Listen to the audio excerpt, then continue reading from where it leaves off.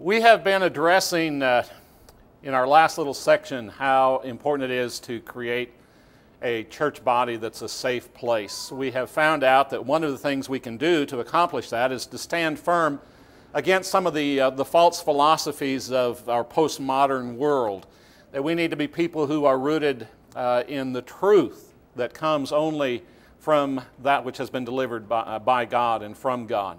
We also talked about the fact that along with that, we need to recognize that there are no human beings that have been endowed with the power to establish right and wrong or to dictate right or wrong. That only comes from the source of deity, not humanity. So we've laid that bit of groundwork about making our church a safe place. I want to suggest to you that there are two principles that I think by and large kind of summarize what a safe place is. And the first one of those is a safe place is some place where we feel secure. And a safe place is, secondly, a place where we also recognize and feel a sense of significance. And those two elements, I think, are primary and are foundational if we're going to create an atmosphere in a church family where everyone feels a sense of safety. We are secure and we are also significant. Those two principles, I think, were very much involved in the beginnings of our nation. Our forefathers recognized that safety involved these two elements, security and significance. And just look at how it's revealed in some of our government documents. We hold these truths to be self-evident, that all men are created what? Equal. And that they're endowed by their Creator with certain unalienable rights. And among these are life, liberty, and the pursuit of happiness. What are they saying? Safety. This nation, to be safe, needs to give security and significance. That to secure these rights, governments are instituted among men, deriving their just powers from the consent of the governed. That whenever any form of government becomes destructive to these ends, it is the right of the people to alter or to abolish it and to institute new government, laying its foundation on such principles and organizing its powers in such form as to them shall seem most likely to affect their safety and happiness. Declaration of Independence declares security, significance are the elements of national safety. And of course, our Constitution. We, the people of the United States, in order to form a more perfect union, establish justice, ensure domestic tranquility, provide for the common defense, promote the general welfare, and secure the blessings of liberty to ourselves and our posterity, do ordain and establish this Constitution of the United States of America. Do we see safety perceived in the elements of security and significance?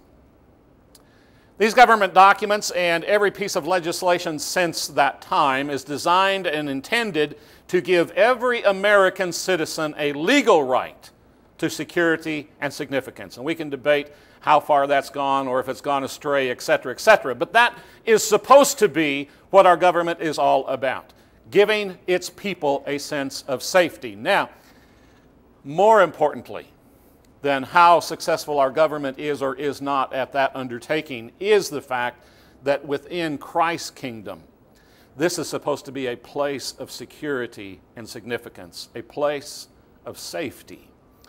And are we experiencing, every citizen experiencing, that sense of safety within the kingdom of Christ? Today I would like to address that if we're going to make our church a safe place, it needs to be a place where people live with a proper sense of value. A proper sense of value. And that's going to be the gist of our lesson. If we're going to be safe, then we need to value ourselves correctly. Now, what are we talking about? What are you worth? What are you worth? If we were to take every precious thing about you, all of your carbon, your copper, your zinc, if we were to take all of that preciousness about, guess what you're worth? You're worth $4.50. So when we talk about valuing ourselves, we're not talking about, what the physical part of us is worth, but we're also not talking about the postmodernism, the self-esteem propaganda that gets fed at every level. That is inundating our society. That's also not what we're talking about. because that infatuation and elevation of self is an extremely dangerous path.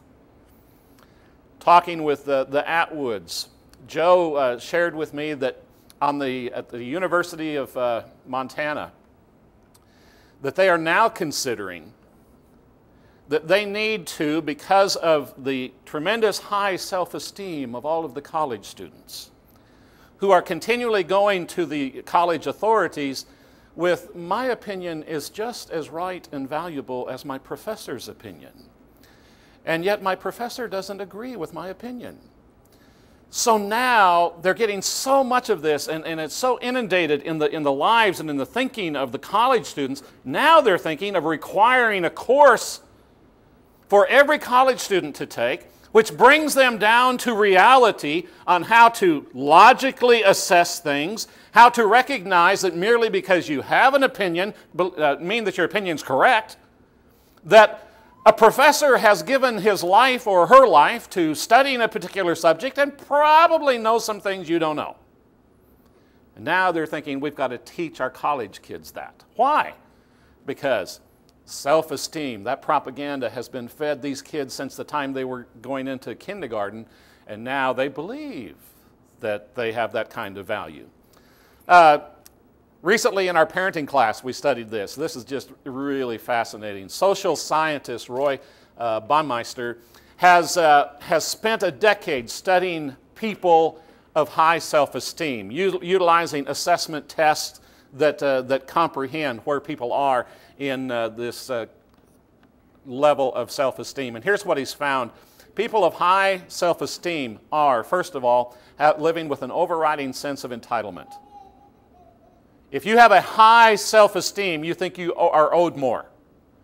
And he comments about how this is infiltrating our public school systems, that kids believe because they've been taught by this school system how valuable they are, that they deserve the A on a paper that was written horrifically. There's also a low self-control among those who have high self-esteem. He also points out that those of high self-esteem are apt to explode when they don't get their way. Again, pretty obvious as to see why that might be. And then that they live with this credo, the end always justifies the means. And so high self-esteem, that's what results. You'll probably be amazed at the individuals who tested highest on the assessment levels of self-esteem. Here's what he found. Maximum security prisons hold the people who score the highest on self-esteem assessment, because it's all about me. I deserve whatever I want. I'll take whatever I want. You see, that's not what we're talking about when we're saying, how are we going to value ourselves? We're not talking about what we're physically worth.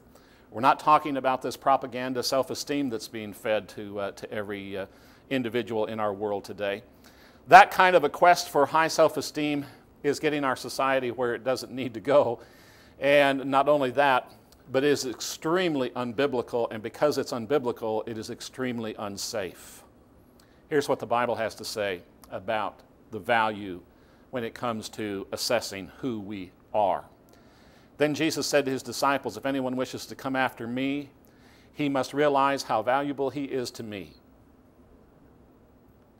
He must deny himself and take up his cross. Whoever wishes to save his life shall realize how truly special he is and gifted and talented and how much he has to give to me. No, whoever wishes to save his life is supposed to what? To lose his life. For what will it profit a man if he has the highest self-esteem so as to believe that the whole world is his, and yet he forfeits his soul? That's what Jesus had to say. When you are invited by someone, Jesus taught on another occasion, to a wedding feast, do not take the place of honor, for someone more distinguished than you might be invited. We talked about manners in the parenting class this morning. You know, that's what Jesus is saying. Don't think that you deserve the head seat when you go into a banquet. He says, because somebody's going to come in maybe more significant than you are. give that place to that man. You'll be disgraced and proceed to occupy the first place. But when you're invited, go and recline at the last place, so that when the one who has invited you comes, he may say to you, friend, move up higher.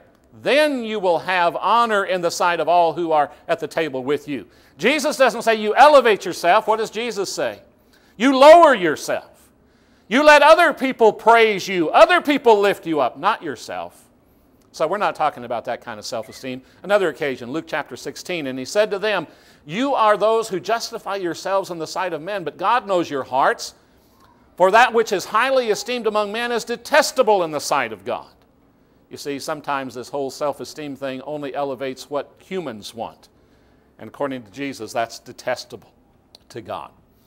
I want to offer you, and I want to suggest 3 biblical truths of a healthy self-value. One of the advantages of taking a week off is you get to hear somebody else preach. An advantage of getting to hear somebody else preach is you can steal some of their ideas. So I confess to you that this is sermon seed from Tim Lewis of York, who referenced some of this. And so I think it illustrates what we want to talk about. How to have a healthy self-value. I want to utilize 3 popular television broadcasts. You know, the History Channel used to be the station. All they did was play the old World War II movies that you had to watch in U.S. history class. And Debbie, I remember your dad saying how he loved to come visit your house because he could watch History Channel. And he loved to get all of those messages. Well, things have kind of changed. And now then history has branched off, and the History Channel now has a lot of what is typically called reality TV. That is probably not much reality, but anyhow, there are 3 programs that are extremely popular on the History Channel right now, and each of those will help us in knowing about our personal value. This is the first one. This is a program that's called Pawn Stars. I don't want to recommend this show because, first of all, they're just extremely crude in this show. The family talks to each other in language that no family really talks to each other. But the concept of the program is these guys operate this Las Vegas pawn shop. And of course, when people are pawning something, they're in desperate need of money. And so they will bring in various items and try to get money for these, to sell these items. And the job of the pawnbroker is to establish a price. Well, what is truly fascinating about the show is there are sometimes, this is an occasion where a former senator of Nevada, this is his actual Senate chair. And it's being brought in, and this guy's going to try to get a price for this particular chair. The thing about the program is people really don't know what their things are worth. There are occasions where people come in and they think what they have is of little value, but they need a little bit of money, and so they bring this thing in, and they call in some expert, and he looks at it and he says, oh, this is a Confederate sword that was made, you know, by somebody down in Virginia during the Civil War, and it's worth so many thousands of dollars, and the person was wanting to get 25 bucks for it. You know, and they just are flabbergasted. Or there's other occasions where people bring in things and they think, hey, I'm going to get $10,000 for this. And they call in an expert, and the expert looks at it and he says, you know, this is just a duplicate. This is a replica of something that's old. There's nothing here of any value. So Pawn Stars lets us know something about value. Here's what it lets us know. You are not qualified to assess your own value.